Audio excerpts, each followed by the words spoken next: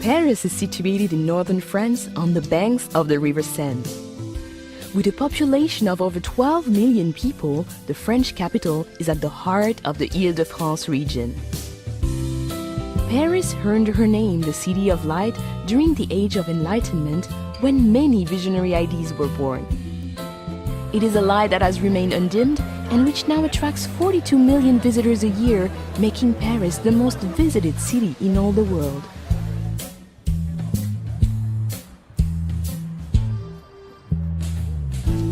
Paris is a city easily explored by metro, taxi and bicycle. But her charms are best found on foot. Her attractions are never far apart, and in between, well, merely walking her streets is to wander through picture postcards.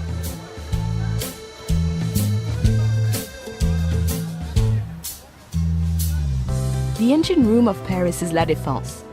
This modern business district, filled with light and art, is testimony that Paris is designed for living, even when at work.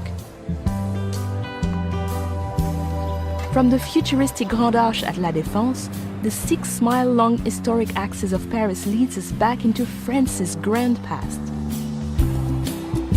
The Arc de Triomphe, built by Napoleon, rises from the center of Place Charles de Gaulle and offers commanding views of the 12 grand avenues which radiate outwards like a star.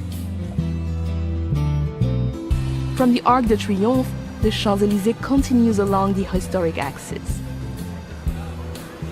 This grand avenue is where Parisians come to dine, shop, enjoy the theater, and to celebrate life.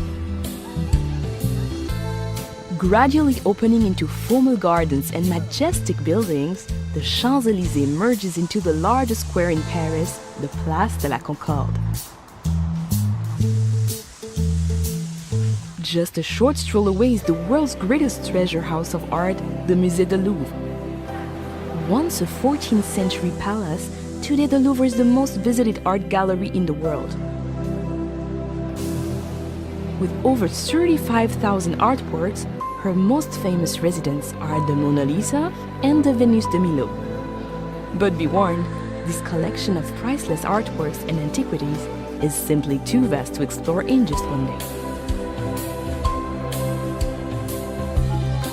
Not far from the Musée du Louvre stands the Centre Pompidou, displaying the largest collection of modern art in Europe. Parisians are still debating whether this radical design is the vision of a madman or a genius. Notre Dame Cathedral is situated on Île de la Cité, a natural island in the River Seine. Completed in 1345, this Gothic masterpiece, with her flying buttresses and gargoyles, has played center stage to some of the defining moments of French history and literature.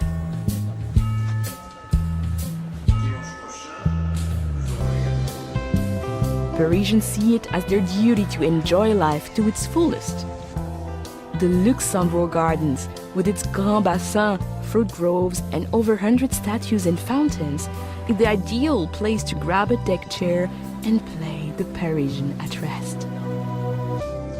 Nothing says Paris like the Eiffel Tower. The Iron Lady can be seen from all over the city. However, nothing can prepare you for the moment when you first stand at her feet, or the views from the top that you will hold dear for a lifetime.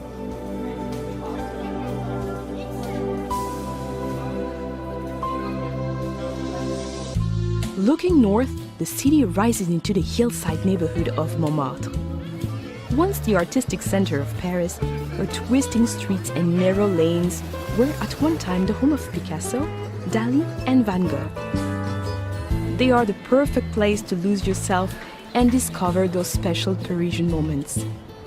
But you can never be lost for long in Montmartre.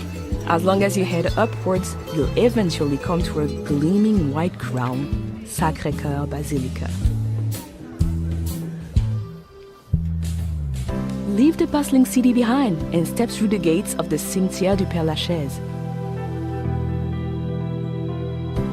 Here, amid the quiet world of birdsong and introspection, you can pay your respects to Jim Morrison, Oscar Wilde, and some of the world's greatest minds from whom Paris is now forever home.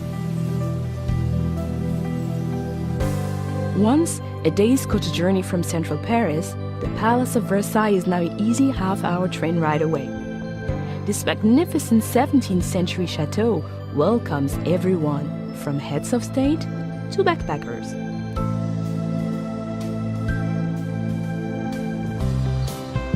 The River Seine runs right through the heart of Paris, creating a natural divide between her famous left and right banks.